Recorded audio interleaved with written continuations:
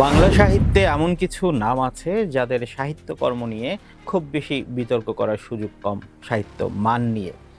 তসলিমা নাসরিন সেই তালিকারই একজন। কবি, গল্পকার, ঔপন্যাসিক, কলামিস্ট সব পরিচয়ে তিনি নিজেকে প্রতিষ্ঠিত করেছেন। তার লিখিত বহু বই তাকে বাংলা সাহিত্যের আলোচিত লেখকদের কাতারে নিয়ে গেছে। তার কবিতায় আছে বিষণ্ণতা, প্রেম ও দ্রোহ। তার গদ্যে আছে সমাজের অসঙ্গতি, নারীর বঞ্চনা এবং ব্যক্তি স্বাধীনতার প্রশ্ন। সাহিত্যিক হিসেবে তার প্রতিভা নিয়ে দ্বিমত করার সুযোগ খুব কম।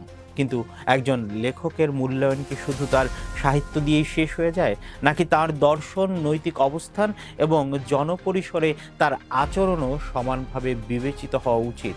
ঠিক এই জায়গাতেই তাসলিমা নাসরিনকে ঘিরে সবচেয়ে বড় প্রশ্নটি উঠে আসে।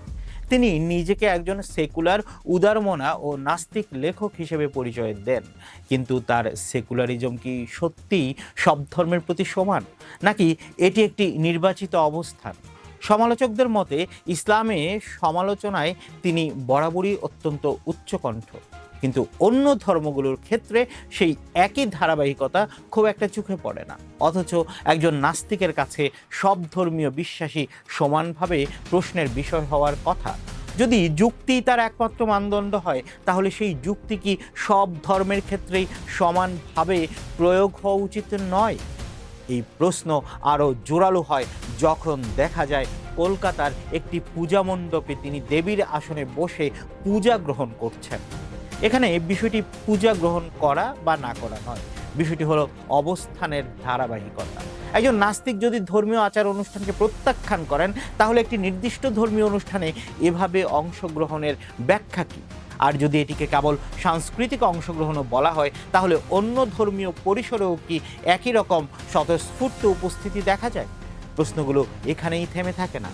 সম্প্রতি কলকাতার একটি সাহিত্য অনুষ্ঠানে তসলিমা নাসরিন বলেছেন, আমি সব মৌলবাদের বিরুদ্ধে। বক্তব্যটি নিঃসন্দেহে ইতিবাচক। আবার ডয়েচে ভেলেকে দেয়া এক সাক্ষাৎকারে তিনিই বলেছেন, আমার দায়িত্ব পড়েনি যে আমি সমস্ত মৌলবাদ নিয়ে সমানভাবে প্রতিবাদ করব। দুটি বক্তব্য পাশাপাশি রাখলেই স্বাভাবিকভাবে প্রশ্ন ওঠে, যদি সব মৌলবাদের বিরুদ্ধেই অবস্থান হয়, তাহলে প্রতিবাদের ক্ষেত্রেও কি সেই সমতা থাকা উচিত নয়, নাকি প্রতিবাদও বেছে নেওয়া যায়? এরপর আসে রাজনৈতিক অবস্থানের প্রসঙ্গ।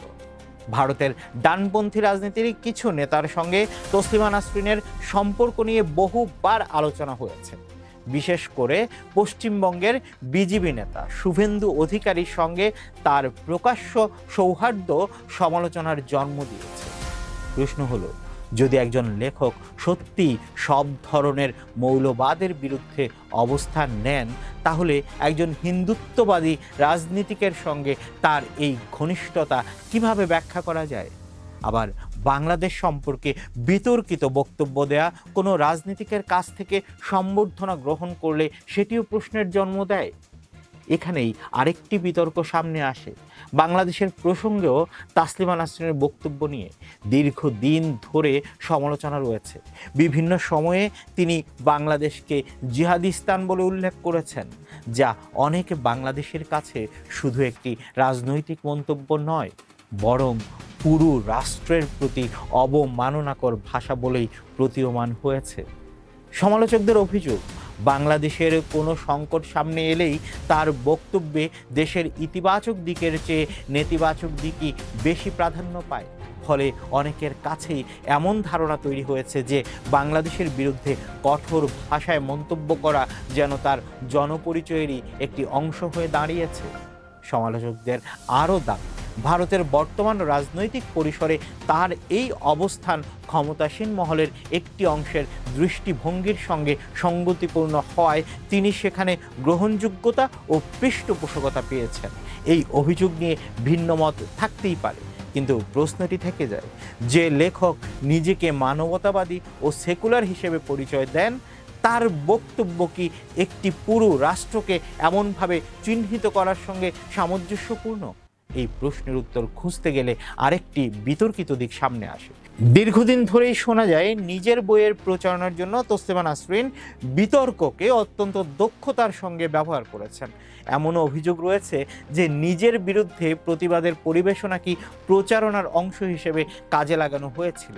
এই অভিযোগের সত্যতা নিয়ে এখানে কোনো দাবি করা হচ্ছে না, তবে একটি বিষয় স্পষ্ট, বিতর্ককে তিনি নিজের পরিচয়ের অবিচ্ছেদ্য অংশে পরিণত করতে সক্ষম হয়েছেন। তার নাম উচ্চারণ করলেই যেমন সাহিত্য মনে পড়ে, তেমনি মনে পড়ে বিতর্কও। আর সেই বিতর্কের কেন্দ্রবিন্দুতে প্রায় সব সময় থাকে ধর্ম, মৌলবাদ এবং বাংলাদেশ। প্রশ্ন হলো, এটি কি কেবল মত প্রকাশের স্বাধীনতার চর্চা, নাকি সচেতনভাবে একটি নির্দিষ্ট নেরেটিভ নির্মাণের কৌশল? কারণ লক্ষ্য করলে দেখা যায় তার প্রায় প্রতিটি বড় বিতর্কই আন্তর্জাতিক সংবাদ মাধ্যমের শিরোনাম হয়েছে, আর সেই সঙ্গে বেড়েছে তার পরিচিতি, অনুবাদ, পাঠক সংখ্যা ও বইয়ের বাজার। অনেক বিশ্লেষকদের মতে বিতর্ক তার লেখক জীবনের একটি অনিবার্য উপাদানই নয়, বরং একটি কার্যকর ব্র্যান্ডিং কৌশলেও পরিণত হয়েছে। আর এখানেই প্রশ্ন ওঠে, যদি মৌলবাদ বিরোধী সত্যিই তার মূল আদর্শ হয়, তাহলে সেই অবস্থান কি সব ক্ষেত্রে সমানভাবে প্রতিফলিত হয়েছে, নাকি সেটিও ছিল নির্বাচিত? আজ সামাজিক যোগাযোগ মাধ্যমে এমন অনেক মানুষকে দেখা যায় যারা নিজেদের মুক্তচিন্তার মানুষ হিসেবে পরিচয় দেন, কিন্তু তাদের অধিকাংশ সমালোচনার লক্ষ্য থাকে কেবল একটি নির্দিষ্ট ধর্ম, অন্য মৌলবাদ কিংবা অন্য অসহিষ্ণুতার ক্ষেত্রে তারা প্রায় নীরব। সমালোচকদের মতে এই প্রবণতার অন্যতম প্রভাবশালী মুখ তসলিমা নাসরিন। ফলে নতুন প্রজন্মের একটি অংশের কাছে নাস্তিকতা মানেই যেন একটি নির্দিষ্ট ধর্মের বিরুদ্ধে সোচ্চার হওয়া, ইসলামের বিরুদ্ধে সোচ্চার হওয়া। অথচ প্রকৃত নাস্তিকতা যদি কোনো দর্শন হয়, তবে তা হবে সব ধরনের অন্ধবিশ্বাসের বিরুদ্ধে। প্রকৃত সেকুলারিজম যদি কোনো নীতি হয়, তবে তা হবে সব ধর্মের প্রতি সমান ন্যায় বিচারে। আর প্রকৃত মানবতাবাদ যদি কোনো আদর্শ হয়, তবে তা হবে কোনো পক্ষ বেছে না নিয়ে সত্য, ন্যায় এবং মানবিকতার পক্ষে দাঁড়ানো। একজন লেখকের সবচেয়ে বড় শক্তি তার কলম, কিন্তু সেই কলমের বিশ্বাসযোগ্যতা নির্ভর করে তার নৈতিক ধারাবাহিকতার উপর। একজন লেখক যদি অন্যের ভণ্ডামি ধরিয়ে দেন, তাহলে পাঠকও একসময় তার নিজের অবস্থানকে একই মানদণ্ডে বিচার করবেন, এটাই স্বাভাবিক। তসলিমা নাসরিনের সাহিত্যিক প্রতিভা অস্বীকার করার কোনো সুযোগ নেই। বাংলা ভাষায় তার অবদান নিয়ে বিতর্ক থাকতে পারে, কিন্তু তার লেখার শক্তি নিয়ে নয়। তবে একজন লেখকের সাহিত্য যত বড়ই হোক, তার দর্শনও একদিন পাঠকের বিচারের মুখোমুখি হয়। ইতিহাস শুধু মনে রাখে না কে কত সুন্দর লিখেছিলেন, ইতিহাস এটাও মনে রাখে তিনি নিজের বিশ্বাসের প্রতি কতটা সৎ ছিলেন। আর সেই কারণেই প্রশ্নটি আজও প্রাসঙ্গিক। তসলিমা নাসরিন কি কেবল একজন অসাধারণ কবি ও কথাসাহিত্যিক, নাকি তিনি এমন একজন জনবুদ্ধিজীবী যার সাহিত্য ও দর্শনের মধ্যে এমন এক দূরত্ব তৈরি হয়েছে যা উপেক্ষা করা ক্রমশ কঠিন হয়ে উঠেছে? সেই প্রশ্নের উত্তর প্রত্যেক পাঠক ও দর্শক নিজ নিজ বিবেক থেকেই খুঁজে নেবেন।